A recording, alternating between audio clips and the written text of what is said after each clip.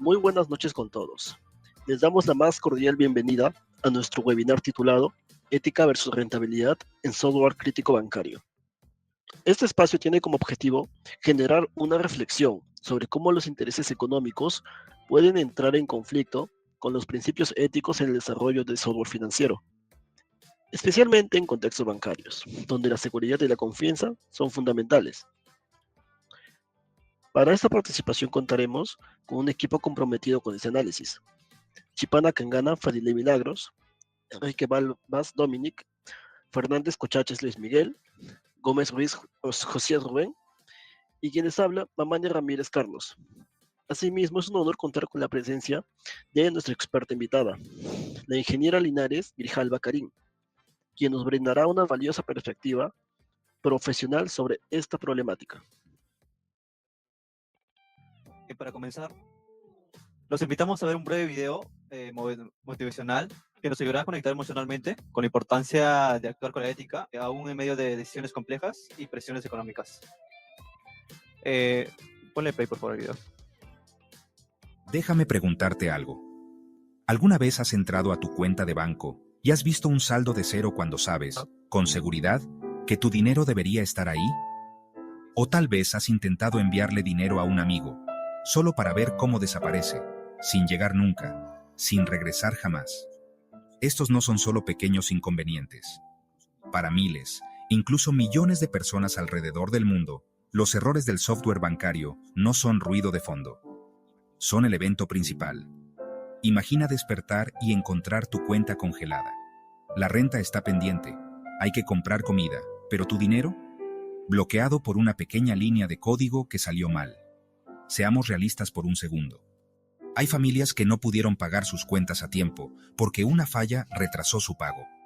Estudiantes que perdieron fechas límite de matrícula porque su transferencia se desvaneció en el aire. Dueños de pequeños negocios que vieron sus sueños desmoronarse cuando un error del sistema borró meses de registros de transacciones. Suena dramático, ¿verdad? Pero es la realidad para personas en todo el mundo. Tal vez incluso para ti o alguien que conoces. Ahora, aquí está la pregunta que me persigue. ¿Quién es el responsable cuando el software falla? ¿Es el desarrollador que escribió el código, el banco que lanzó la aplicación o la sociedad que confía demasiado en la tecnología? Cuando me siento y reflexiono sobre esto, empiezo a ver el panorama completo. El software no es solo números y lógica. Es un puente vivo entre las personas y sus medios de vida. Cada desarrollador detrás de escena tiene un pedacito de la confianza de alguien en sus manos. Entonces, ¿cuál es el verdadero propósito del software bancario? ¿Es hacer la vida más rápida, más fácil? ¿O es proteger, empoderar, construir confianza en un mundo que funciona con código invisible? Mientras ves estas historias desarrollarse, piensa en tu propia relación con la tecnología. ¿Qué esperas del software que maneja tu dinero, tu futuro, tu vida? ¿Y qué nos debemos unos a otros, como creadores y usuarios, en esta sociedad digital que hemos construido juntos? Porque al final, cada error es más que una falla. Es un recordatorio del impacto humano detrás de cada línea de código. El video trata que las fallas en el software no son simplemente errores técnicos, sino consecuencias que hoy en día el software es el corazón de casi todo. En los sistemas financieros, en las plataformas de comunicación, en la gestión de datos personales, en los servicios públicos y hasta los dispositivos que usamos a diario. Un pequeño fallo puede afectar a miles, incluso millones de personas. Puede poner en riesgo la seguridad financiera de alguien, comprometiendo información personal o incluso afectando derechos fundamentales como el acceso a la salud, la educación o la justicia. Por eso, en el desarrollo y la gestión de software no solo se trata de programar bien o cumplir con plazos, sino de ser profundamente responsables. Es fundamental tomar buenas decisiones técnicas y de gestión, siempre con una perspectiva ética, entendiendo que nuestro trabajo puede tener un impacto real en la vida de personas. Y para profundizar esto, pues pasamos con nuestra expositora. Bien, a continuación, el perfil de la expositora, la diapositiva anterior. Contamos con la ingeniera Karim Linares Grijalva. Ella es una profesional con una sólida trayectoria de más de 8 años en el desarrollo e implementación de sistemas tecnológicos en el sector bancario. Actualmente es gerente de proyectos en Buit. Ha liderado equipos multidisciplinarios en la implementación de soluciones cloud para gigantes como Claro Colombia o Interbank, donde ha diseñado arquitecturas escalables con AWS y Azure. Asimismo, ha gestionado migraciones complejas en sistemas core bancarios y ha optimizado modelos de análisis de riesgo crediticio mediante técnicas de Big Data. También se desempeña como docente en la Universidad César Vallejo, impartiendo cursos avanzados, y también como coordinadora de prácticas profesionales en la universidad. Y en el ámbito académico, ha culminado su segunda maestría en gestión de proyectos en la Universidad de Salamanca.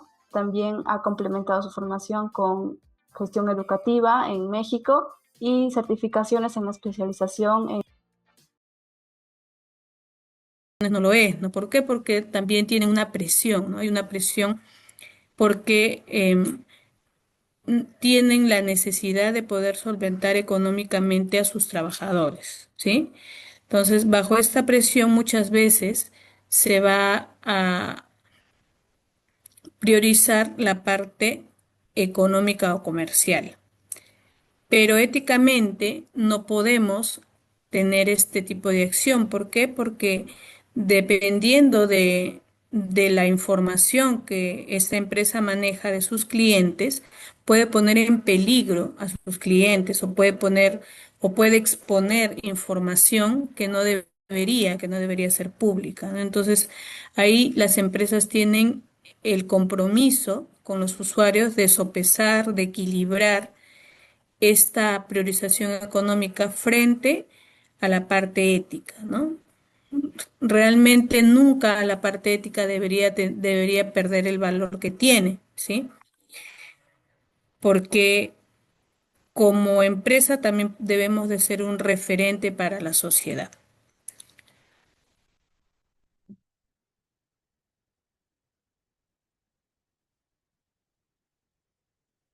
Algunas de las prácticas comunes y su impacto, ¿no? Por ejemplo, presión de plazos, reducción de costos y tiempos, aumentando vulnerabilidades. Antes, no, ahora ya no tanto porque las vulnerabilidades se han incrementado, ¿no? Así como ha avanzado la tecnología, ¿no? Hay más disposición de información, la globalización ha permitido que el conocimiento tecnológico el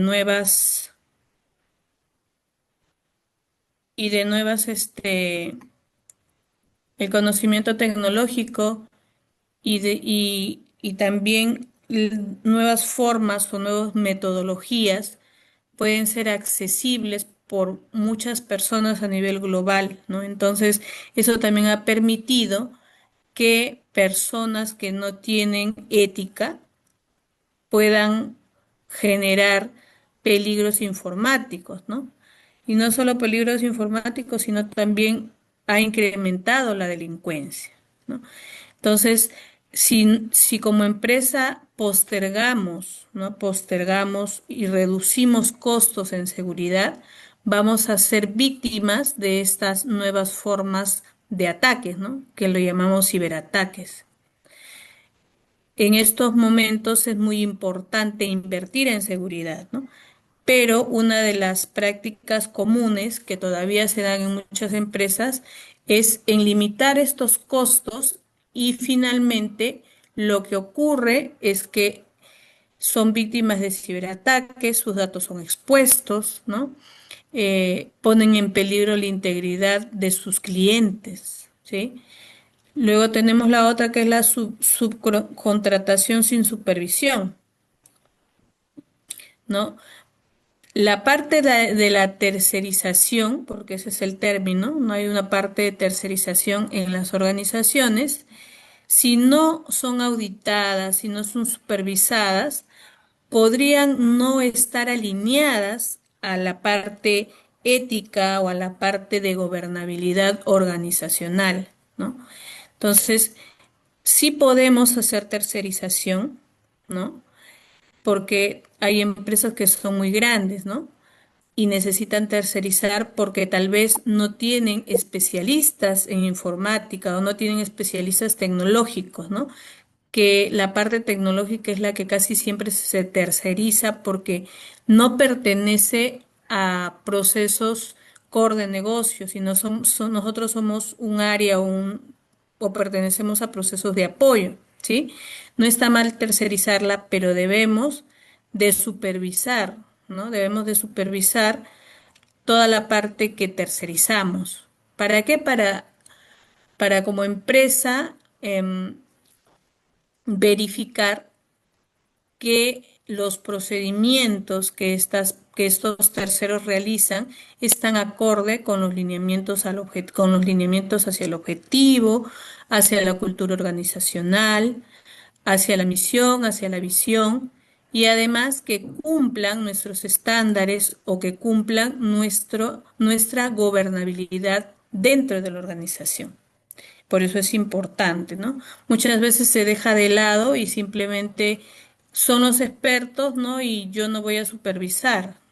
Y ahí es donde incurren algunas faltas, ¿no? De repente no se utilizan estándares adecuados al momento de programar o se dejan algunas puertas abiertas por donde otras personas maliciosas puedan ingresar y podamos ser víctimas de ataques cibernéticos. Las soluciones rápidas o parches, ¿no? Eh, Esto es muy común también, ¿no? Nosotros del desarrollo o fábricas de software tenemos una parte de diseño, una parte de análisis, el desarrollo del software, ¿no? Y nos salteamos, la mayoría de personas en el Perú se saltan mucho la parte de testeo, la parte de calidad de software, ¿no?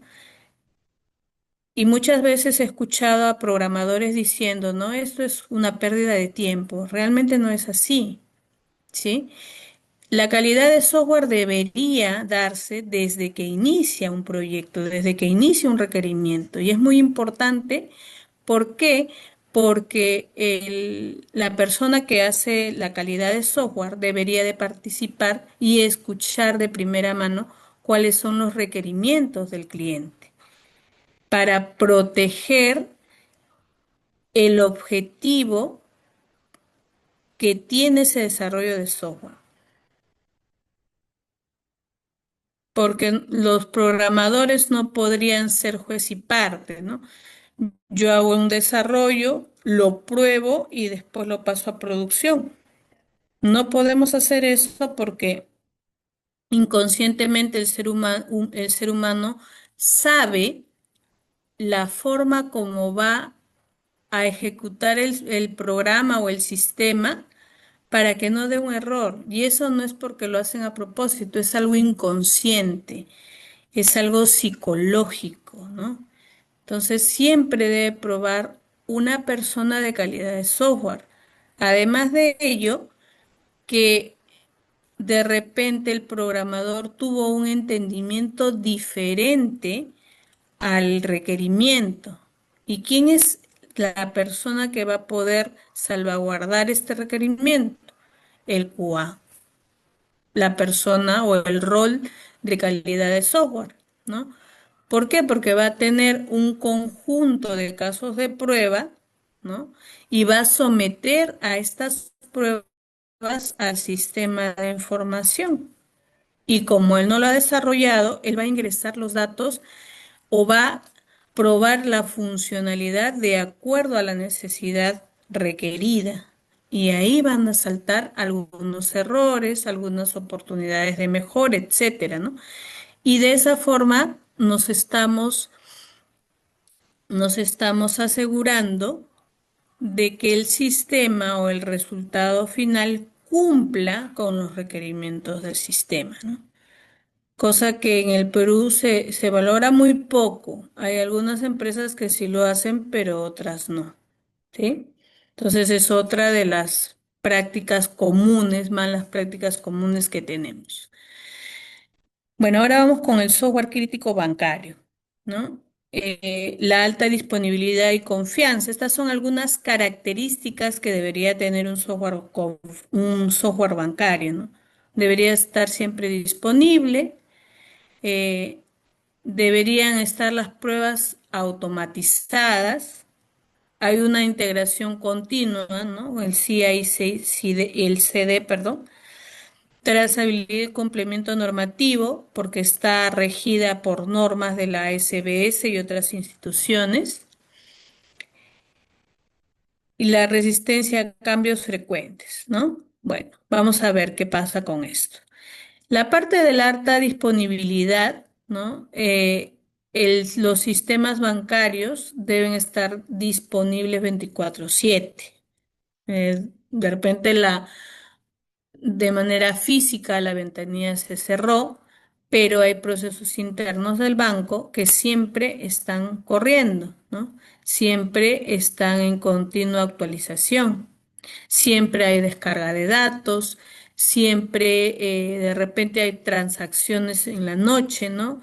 Antes no lo había, pero ahora con la tecnología sí lo podemos hacer a través de nuestra aplicación.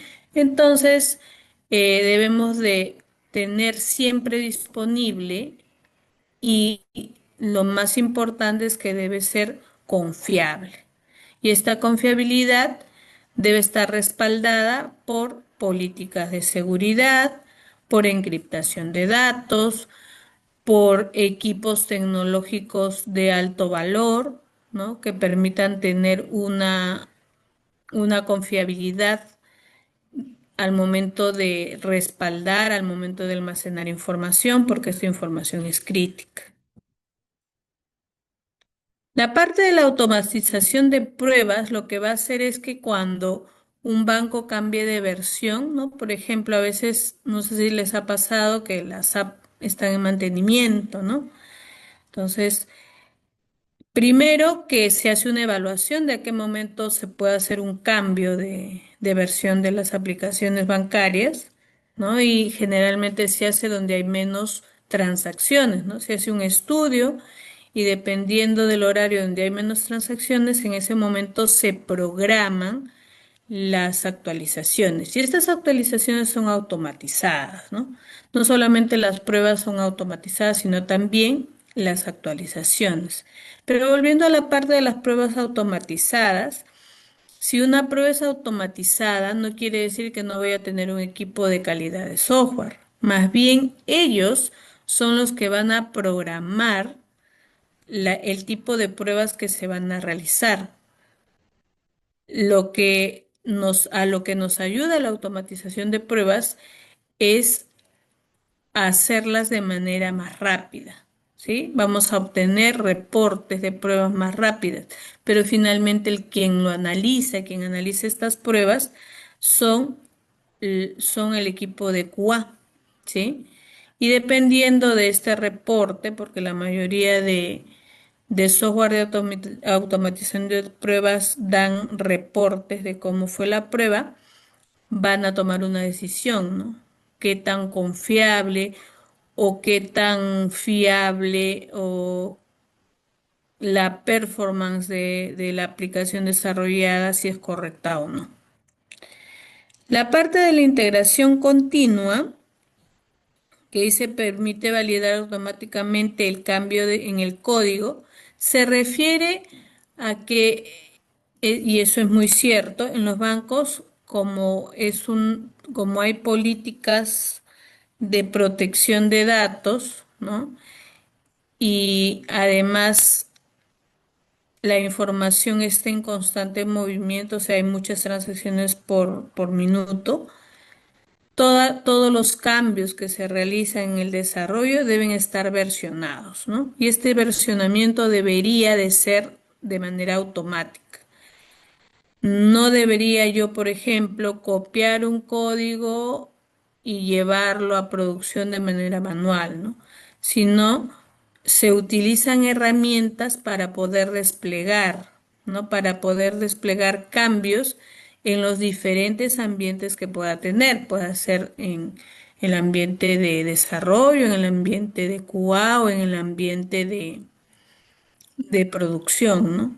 Entonces, todos estos cambios deben ser automatizados. El desarrollador construye o hace una modificación y lo va a subir con una herramienta, puede ser Bitbucket, por ejemplo, o GitHub también, ¿no? Va a subir al repositorio el cambio y esta herramienta internamente lo que hace es verificar únicamente qué es lo que se ha cambiado y solamente esa parte que ha cambiado en el código va a ser subida y tomada, ¿no? Y finalmente se hace un match entre lo que ya tenemos y lo actual y de esa forma se actualiza esta información.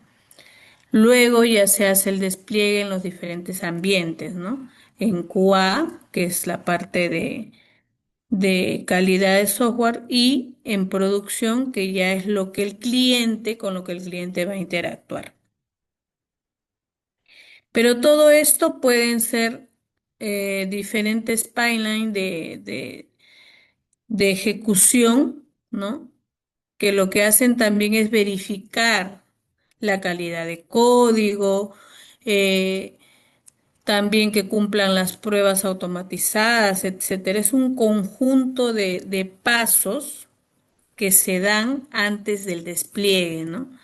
Y por ejemplo, en AWS se utiliza el Code Pipeline, se utiliza el Code Pipeline y el otro que se llama Code View, ¿no? Todos esos son herramientas o servicios que me van a permitir, por ejemplo, armar toda una secuencia automatizada para yo poder hacer los pases a los diferentes ambientes que existen. La trazabilidad y el cumplimiento normativo es muy importante porque las entidades bancarias son auditadas, ¿sí? Viene una auditoría y solicita la información, por ejemplo, que está disponible en la nube, ¿no? Y hay políticas de encriptación de datos. Hay datos que son sensibles y no pueden ser compartidos de manera expuesta, tienen que ser encriptados. Y la encriptación también tienen políticas, hay algoritmos de encriptación que son partes de las normativas que las entidades bancarias deben cumplir, ¿sí? Por ejemplo, un dato sensible es el DNI, ¿no? El número de cuenta, el número de tarjeta son datos sensibles, ¿no? Y hay ciertos parámetros de enmascaramiento, por ejemplo, de tarjetas que se deben cumplir para que puedan ser protegidos estos datos sensibles. Y la trazabilidad, también podemos tener algunas tablas, por ejemplo, de seguridad para saber quién ha modificado alguna información, algún dato, ¿no? Porque se debe de tener registrado qué es lo que hace cada usuario que tiene acceso a la información bancaria, ¿no? De una entidad bancaria. La resistencia a cambios frecuentes, bueno, eh, hay algunas entidades bancarias que sí deben de tener alguna resistencia a cambios, ¿no? Porque realmente las entidades bancarias tienen que adaptarse constantemente a la tecnología, entonces nunca va a ser estático y sobre todo ahora no es estático, siempre están actualizando, buscando la mejor forma de brindar información porque hay alta competitividad dentro de las entidades bancarias, ¿no? Entonces, están viendo la forma de mejorar siempre sus procesos para poder tener más leads. Y es lo de los leads, me refiero a una cantidad de registros que tienen información que yo puedo utilizar para ofrecer un servicio o un producto a un cliente, ¿no? Entonces siempre hay estrategias y se crean nuevas estrategias para poder incrementar esta cantidad de leads, para también poder incrementar la cantidad de clientes, ¿no? Entonces siempre hay cambios frecuentes, hay muchas estrategias y no solo eso, en un país como el nuestro que lamentablemente actualmente se vive con incertidumbre, las políticas bancarias van cambiando constantemente, entonces siempre tienen que adaptarse a estas nuevas políticas.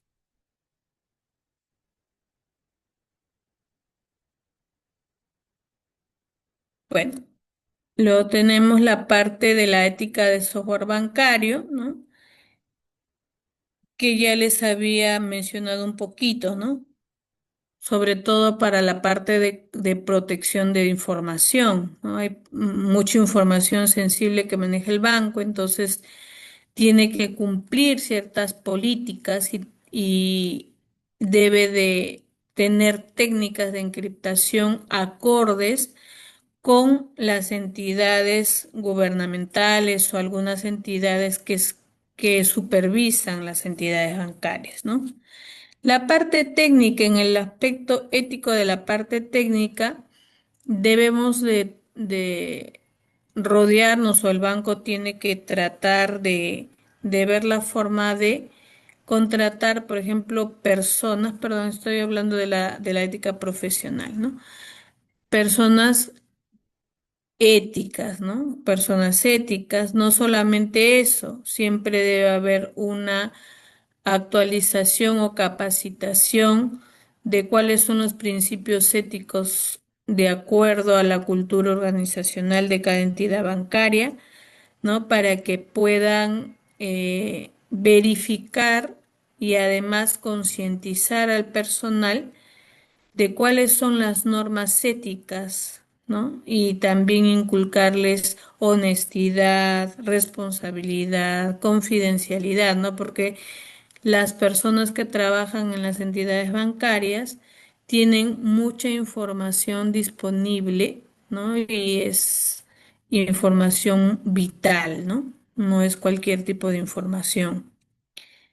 La ética técnica, bueno, en este aspecto, lo que se recomienda es utilizar tanto software como hardware que aseguren que la información está bien respaldada, ¿no? Que no van a haber ciberataques, que, bueno, que sí van a haber, pero la idea sería mitigar estos riesgos, ¿no? Porque recordemos que los riesgos de ciberataque o las amenazas de estos delincuentes informáticos siempre está ahí, está latente. Entonces, la idea es minimizar el impacto del riesgo, ¿no? Utilizar algoritmos de encriptación, de repente también políticas que siempre le recuerden constantemente al cliente que deben de cambiar una contraseña o de repente también políticas de contraseña, ¿no? Antes yo recuerdo que yo ponía 1, 2, 3 de contraseña y no pasaba nada, me permitía crear esa contraseña, pero ahora ya se están utilizando políticas de contraseña para que las contraseñas de los usuarios sean cada vez más seguras, ¿no? Entonces, todo eso debemos de tomar en cuenta o las entidades bancarias deberían de tomar en cuenta, ¿no? Y finalmente la ética organizacional. Dentro de la ética organizacional juega un papel muy importante la cultura organizacional, ¿no? La cultura organizacional es la personalidad que tiene la organización, ¿no? Así como nosotros tenemos una personalidad, ¿no? Unos podemos ser muy alegres, otros de repente podemos ser un poco más serios, otros más callados, ¿no? Etcétera. La organización también tiene una personalidad, ¿no? Ustedes van a ver mm, y van a comparar, ¿no? El banco, por ejemplo, BCP con Interbank y ustedes mismos se van a dar cuenta cuál es la personalidad de cada banco, ¿no? Y también de acuerdo a esa personalidad que irradia cada entidad, ¿no? Va a tener compatibilidad también con sus usuarios, ¿no? Entonces, por ahí va. Y esto también es importante al momento de la ética. ¿Por qué? Porque hay valores, prácticas organizacionales, compromisos, éticas legales, etcétera, que van a acompañar a esta personalidad con la ética organizacional, ¿no? Y esta ética ya tiene una cara hacia nuestros clientes, ¿no? ¿Cuál es la ética de ese banco? Ah, no, ese banco me atiende, por ejemplo, ¿no? Puedo decir que es un banco que tiene muy ligado la parte de la igualdad, ¿no? Por más de que tú no seas cliente, te atienden igual, ¿no? Esa es su parte ética, su parte personal o su firma personal de esa empresa.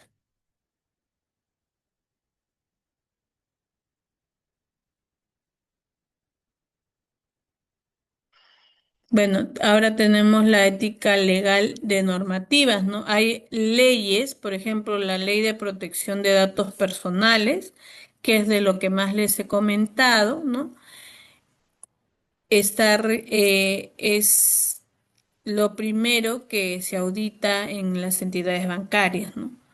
Porque los datos de sus clientes no pueden ser expuestos, ¿no? Por eso ahí hay políticas de encriptación, políticas de enmascaramiento.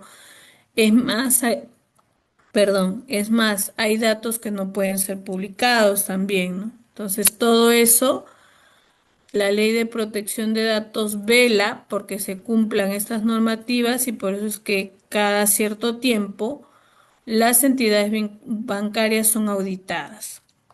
Luego tenemos la norma del ISO IEC 2701001, que es un estándar internacional que define los requisitos para establecer e implementar, mantener y mejorar un sistema de gestión de seguridad de la información, ¿no? Este hito nos va a dar ciertos parámetros o nos va a dar un marco para que la parte legal de nuestra organización, ¿no? En este caso de las organizaciones bancarias, puedan estar dentro de las normas estándares internacionales, ¿no?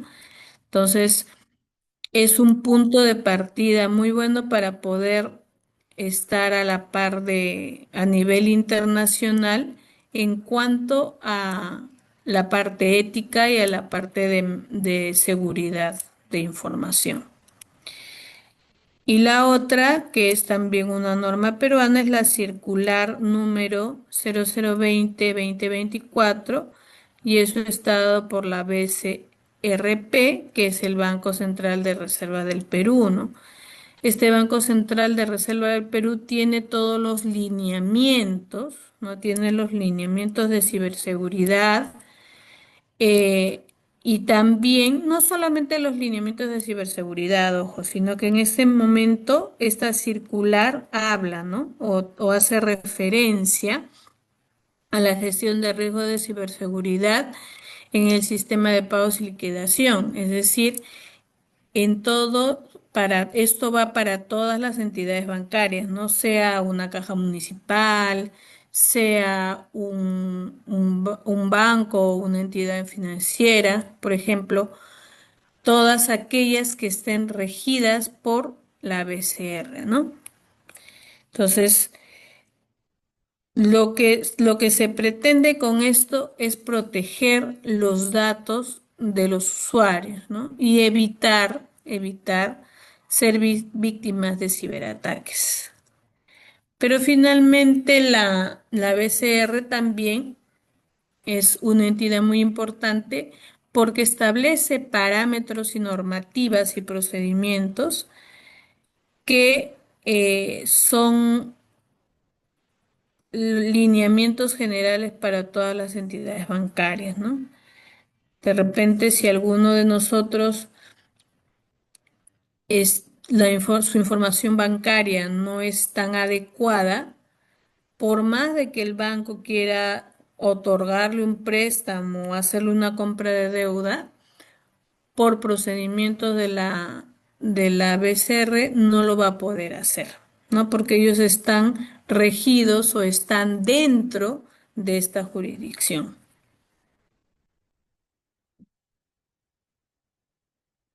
Bueno, y acá hay un caso práctico, ¿no? De esta entidad bancaria que fue en el 2012, la HSBC, que fue sancionado, ¿no? Por una multa de 1,9 millones de dólares. ¿Por qué? ¿Qué es lo que sucedió? Ellos han permitido operaciones vinculadas al lavado de activos, ¿no? Entonces, esto sí es algo que apunta mucho a una práctica no ética de una entidad bancaria, ¿no? Nosotros, como entidad bancaria, no podemos anteponer el obtener más dinero sin importar cuál es la procedencia, ¿no? Porque este dinero, en este caso el lavado de dinero, puede provenir, por ejemplo, de actos ilícitos, ¿no? Puede ser por droga o puede ser por extorsiones, ¿no? Entonces lo que ellos están haciendo es lavar dinero. Se dice lavar dinero porque es como hacer legal el dinero que yo tengo, ¿no? Yo tengo un dinero en efectivo por haber vendido mucha droga o tengo dinero en efectivo por muchas extorsiones y lo que hago es no declarar de dónde proviene este dinero y lo pongo en una entidad bancaria, ¿no?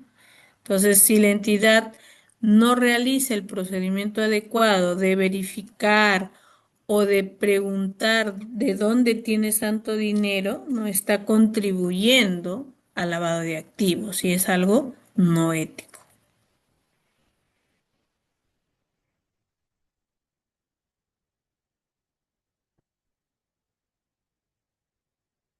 Bueno, y el caso Interbank, ¿no? Del 2024,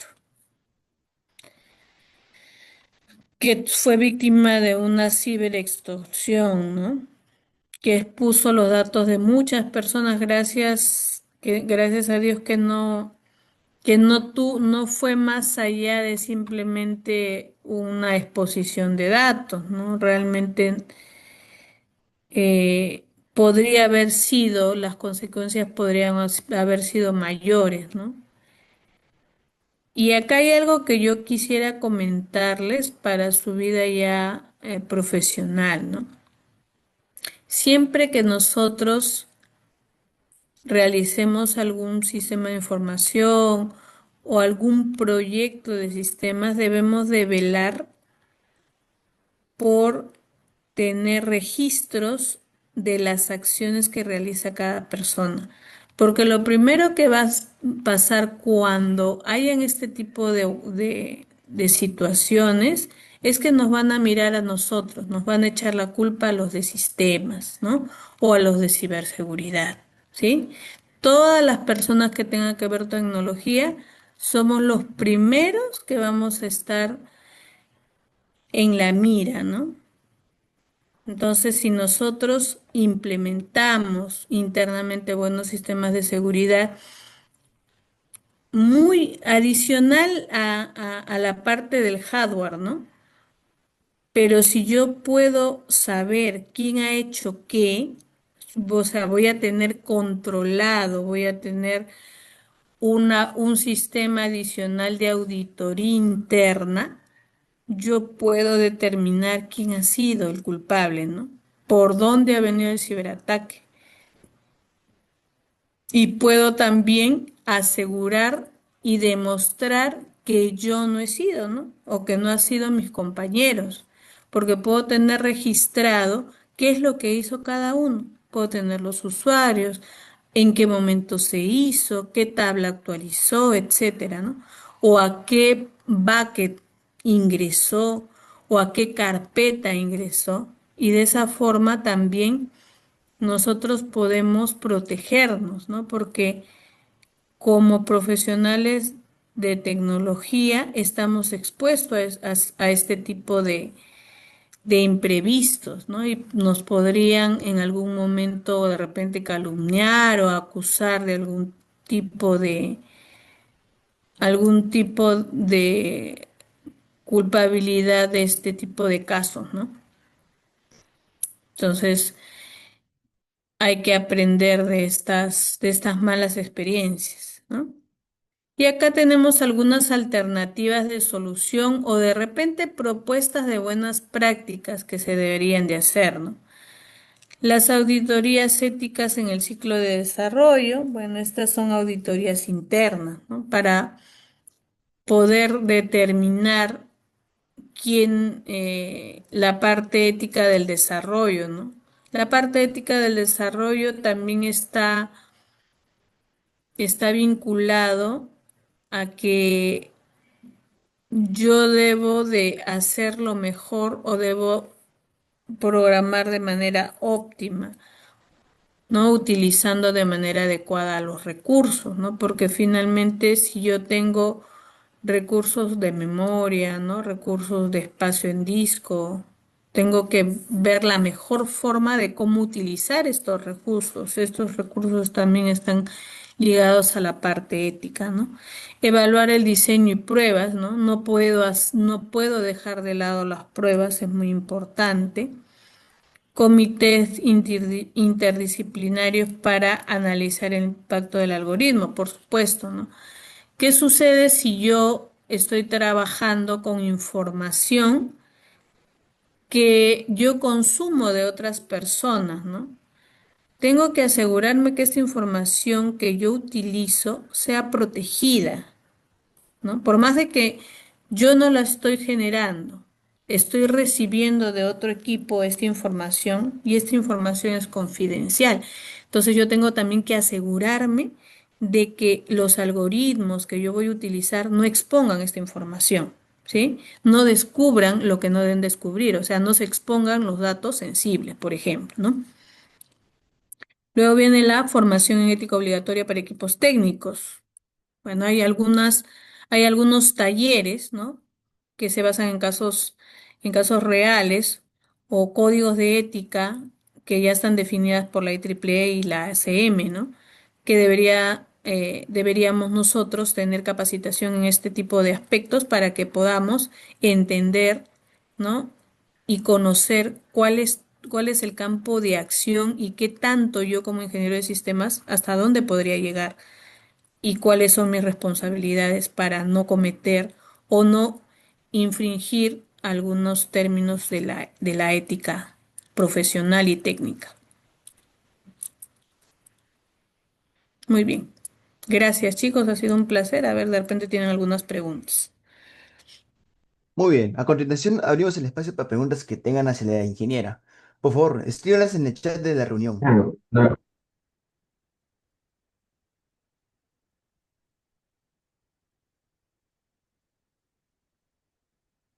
claro.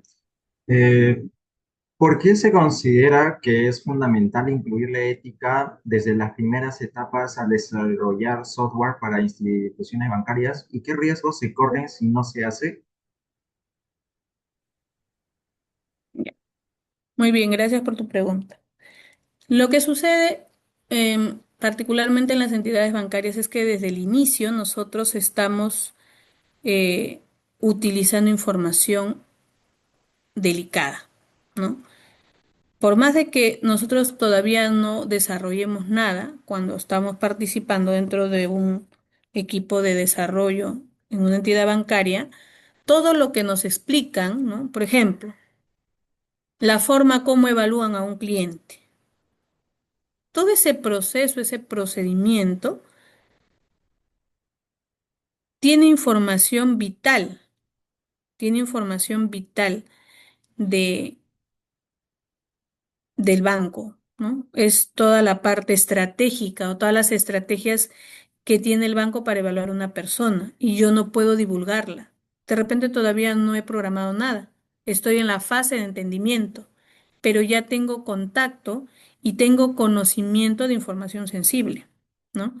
Por eso es que desde el inicio se deben utilizar normas éticas, por eso es que desde el inicio se hace ellos, ¿cómo le llaman?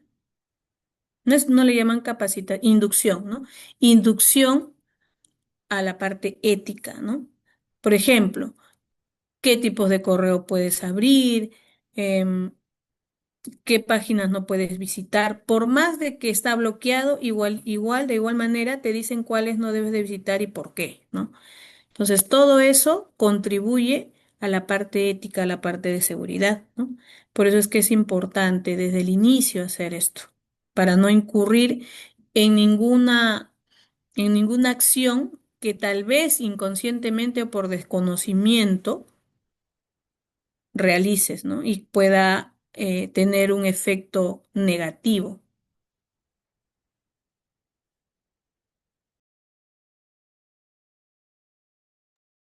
Muy bien, ¿alguna otra pregunta más?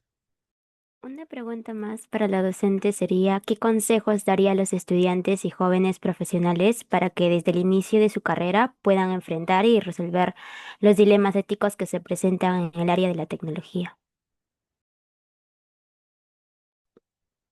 Gracias por tu pregunta. Bueno, primero, nosotros no solo como estudiantes, sino también como profesionales, lo primero que debemos hacer es pensar si es bueno o malo, ¿no? ¿Es bueno o es malo? Que es un concepto que de manera, podríamos decirlo, inconsciente lo tenemos, ¿no? Nosotros sabemos qué es bueno y qué es malo. Cuando yo quiero decidir por algo que no parece malo, la conciencia, si ustedes dejan escuchar su conciencia, les va a decir que no es bueno, ¿no? Ese sería el primer paso. El segundo paso es, ya, si esto es bueno, pero ¿es bueno para quién? Es bueno para, si estoy, por ejemplo, dentro de una organización, ¿no? ¿Es bueno para la organización o solo es bueno para mí, ¿no? Preguntarnos si el impacto de esta acción que yo voy a realizar o de lo que voy a hacer tiene un impacto positivo no solo para mí, sino para el bienestar común de una organización, ¿no? Porque muchas veces dicen, ¿no? Por ejemplo, un ejemplo que de repente es algo muy polémico, ¿no? Muy polémico. Dicen, yo hago lo que quiero con mi cuerpo, ¿no? Por ejemplo, ¿no? Esa es una de las frases. Yo hago lo que quiero con mi cuerpo, es mi cuerpo, nadie me puede decir nada porque es mi cuerpo. Ya. Pero lamentablemente tú sales a un ámbito social, te expones a ese ámbito social y hay otras personas que de repente ven en ti y se identifican contigo y ya no solamente estás generando la visión tuya para ti, sino estás impactando en otra persona que te ve o que se identifica contigo. Entonces, ya no estás en el ámbito solo de mi cuerpo, yo lo que quiero con mi cuerpo, sino estás impactando porque estás generando una percepción en otra persona, ¿no? Entonces, eso sería la segunda parte, ¿no? Evaluar si solo es bueno para mí, ¿no? O también estoy haciendo el bien a los demás. La tercera, bajo mi concepto, sería, ya, es bueno para todos, pero está alineada, se alinea con las buenas prácticas de la organización, se alinea con la política o con la cultura organizacional o no se alinea. Si no pasa esto, entonces no es ético, ¿sí? Porque un profesional, cuando se inserta al ámbito laboral, ¿no? Está regido por sus, primero, por la parte de formación personal, ¿sí? Segundo, primero por el sentido común del bien y el mal. Segundo, por sus criterios personales, por sus valores, etcétera. Y luego, lo que importa es la política organizacional del lugar donde tú estás. Si yo he elegido estar, por ejemplo, en la universidad, es porque me identifiqué con esa universidad y debo de comportarme de acuerdo a como la universidad me lo está mencionando, ¿no? No porque, y eso no significa que tú no puedes tener no puedes ser libre de decidir lo que tú quieras, ¿no? Sino que también estás regido por algunas normas de convivencia, ¿sí? Y lo mismo es en el trabajo, ¿no? ¿Cuáles son las normas éticas de esta institución? ¿Qué es lo que quiere? ¿Cuál es su misión? ¿Cuál es su visión? Yo tengo que como profesional alinearme a esa parte ética y esas normas organizacionales. Ese sería mi consejo. Ok. Muchas gracias, ingeniera Karin Linares. Aquí, y antes de concluir, le pedimos amablemente que completen el formulario de asistencias y la encuesta, ya que su participación es muy importante para nosotros. Muy bien. Gracias por acompañarnos en este espacio de reflexión, donde exploramos cómo equilibrar la innovación tecnológica con una responsabilidad ética sólida. Como próximos profesionales de la tecnología, tienen en sus manos la capacidad de transformar la banca desde sus bases. Los conceptos vistos no son teorías aisladas, son herramientas para generar un impacto real. Muy pronto diseñarán sistemas de gestión de la economía de miles o millones de personas. Y este webinar ha sido su primer paso para hacerlo con excelencia técnica y conciencia ética. Los invitamos a integrar esta ética en sus proyectos académicos y equipos de estudio. Evaluar críticamente cada decisión técnica que pueden comprometer la seguridad o privacidad. Innovar con propósito, demostrando que la tecnología financiera puede ser poderosa y responsable. Les agradezco profundamente su atención y compromiso. Este es solo el comienzo de un camino donde la tecnología y valores deben ir a la mano. Muchos éxitos con este reto. Muchas gracias.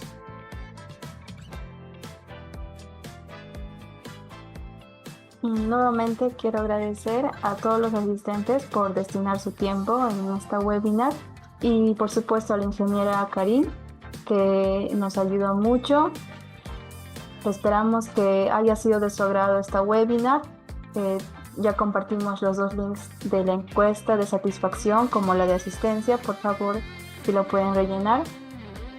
Y de esta manera damos fin al webinar filosófico. Muchas gracias a todos. Gracias. Gracias por la invitación.